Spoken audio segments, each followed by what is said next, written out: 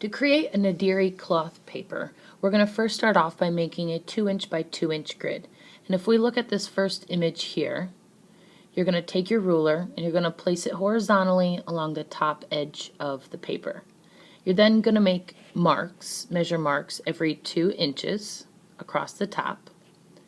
Then you're going to move the ruler down and you're going to do the same thing along the bottom, making marks every 2 inches. Then you're going to turn your ruler and line up those marks, and you're going to use your pencil and the edge of the ruler to make a straight edge, connecting all those lines so that you end up having these lines connected. Then you're going to turn your paper and you're going to put your ruler along the first line that you just made. And just like we did up here, you're going to create your measure marks every 2 inches at the top, then move your ruler down and you're going to have 2 inches at the bottom. Then you will take your ruler, line up that ruler next to those marks and connect those lines so that in the end you have a 2" by 2" grid.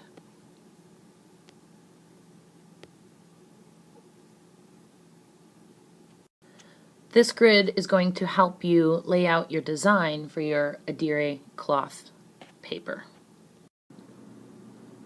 Before beginning your Adire cloth paper designs, you should have looked up some ideas and done some sketches on a scrap piece of paper of different designs that you felt suitable for your Adire cloth paper.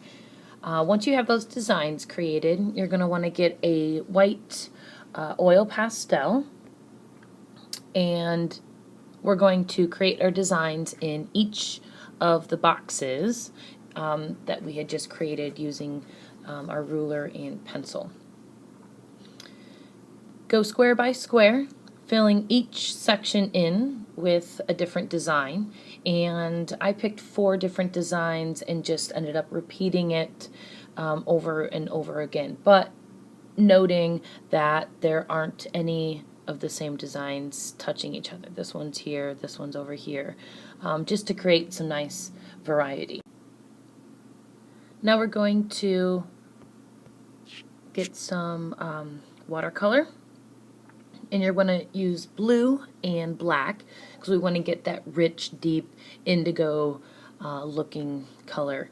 And what I've done here is I've just created a nice puddle, I suppose, of this color so that I can just brush it over top of my designs. Before painting your designs with the indigo, you want to paint the entire paper with just plain water. And this is to saturate the paper so that when you add the paint to the paper, it'll bleed throughout the entire paper over top of the designs. Now where you made your designs using the oil pastel, those are going to resist the paint, just like you're going to see here. You want to completely cover the entire paper with this indigo color, and once you've completely covered the paper, take a paper towel and just kind of blot over top of, or dab the paper towel over top of the design so that it removes that excess watercolor from the top of the oil pastel.